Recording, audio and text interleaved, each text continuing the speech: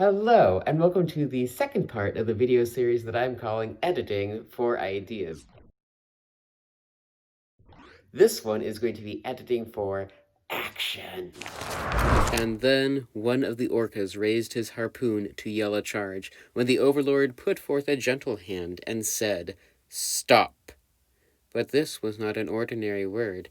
This was a word of power, and behind it was the authority of a ruler, the authority of a natural-born leader, the authority of one who in their very first steps guided those around to a better future, and the orcas and the guards stopped.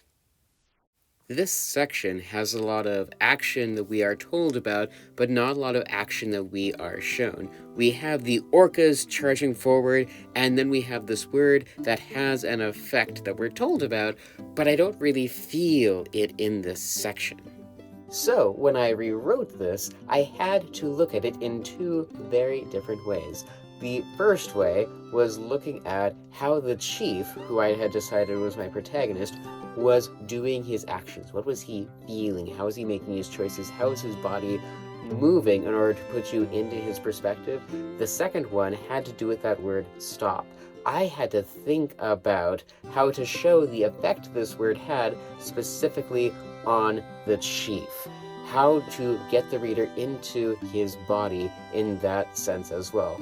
Lastly, we have the Overlord moving down the stairs, and I had to make a choice with that action. Would it be one that happens suddenly or one that happens gradually? And how did I want the reader to interpret that choice? So, let's see how the more polished version has turned out. The chief scanned the room. 7 guards, the ladies, stood in a V formation with swords drawn. Behind them was a tall, raised dais. He roared, charging forward. They yelled and jumped, their swords swinging and their armor creaking. He picked one and jumped forward to roll beneath the blade, something sharp prickling its way across his back. "Stop!" a voice cried out, the word slamming into the chief. He rolled backwards, stabbing his harpoon into the carpet and wrenching it against the force. Then a shockwave blasted him from behind, settling over him like a jacket and locking all of his muscles in place, all except for his eyes and lungs. He squeezed his eyes shut and took several deep breaths, his echolocation blasted with the constant image as the waves died down, an image that was surprisingly crisp. His young ones were stuck in a huddle behind him, their harpoons sticking out of the back wall. Their eyes were wide, and already their screams mixed with the echoes. Most of the guards hung motionless in midair, one directly above him, but a few had been stationed along the walls with bows. He hadn't thought to look. Mentally, he kicked himself. That would have gotten them killed. His heart froze. Not everything was still in the room. While this is in no way the finished version, it is definitely a lot closer. We see the actions the chief takes. He starts out by analyzing the room that he can see in the flash of an instant.